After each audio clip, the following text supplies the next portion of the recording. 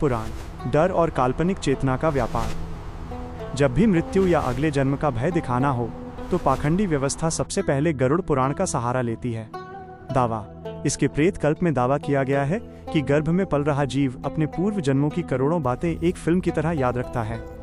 वो प्रसव के समय भगवान से गिड़गिड़ाता है, लेकिन जैसे ही सूती मारुत प्रसव की हवा का स्पर्श होता है वो सब भूल जाता है। सम्राट का वैज्ञानिक प्रहार। विज्ञान गवाही देता है कि गर्भ में मस्तिष्क का विकास अभी चल रहा होता है।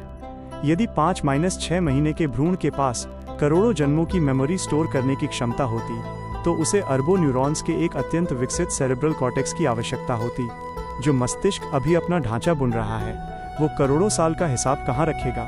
निष्कर्ष, ये भूलने की कहानी केवल मनुष्य को डराने के लिए गढ़ा गया एक मनोवैज्ञानिक जाल है, ताकि वो जीवित रहते हुए डर के साये में पुरोहितों की दुकान चलाता रहे। 2. मनुस्मृति, जन्मजात जाति का सबसे बड़ा भ्रम। ये वो ग्रंथ है जिसने इंसानी चेतना को जन्म से ही जाति के खानों में बांटने का अपराध किया है। दावा, अध्याय 1 श्लोक 31 कहता है कि ब्रह्मा ने मुख, भुजा, जंघा और पैरों से क्रमशः ब्राह्मण, क्षत्रिय, वैश्य और शूद्र को उत्पन्न किया। यानी बच्चा अपनी जाति की चेतना लेकर पैदा होता है। सम्राट का वैज्ञानिक प्रहार। बिजली का नियम याद रखिए, जैसे बिजली को नहीं पता कि वो किस पावर प्लांट से आ रही है, वैसे ही माँ के गर्भ से निकलने वाली चेतना को अपनी उत्पत्ति का कोई बोध नहीं होता।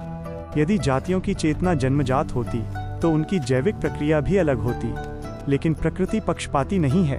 ब्राह्मण हो या शूद्र, सबके पैदा होने का समय, रास्ता और खून का लाल रंग एक समान है।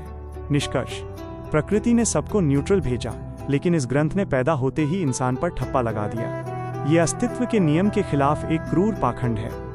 3. योग वाशिष्ठ, स्वयं के ग्रंथों का अंतर्विरोध। ज्ञान मार्ग का यह ग्रंथ एक गहरी बात कहता है जो इनके ही बाकी कर्मकांडी ग्रंथों के पाखंड को काटती है। संदर्भ, इसमें स्पष्ट लिखा है कि चेतना जब पैदा होती है तो वह अतीत के भ्रम से मुक्त होती है।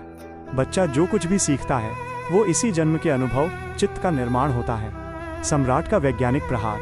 जब यह ग्रंथ खुद मान रहा है कि जन्म के समय चित्त कोरा होता है, तो फिर जन्म लेते ही बच्चे पर सूतक, जाति कर्म और पापों के प्रायश्चित का बोझ क्यों थोपा जाता है।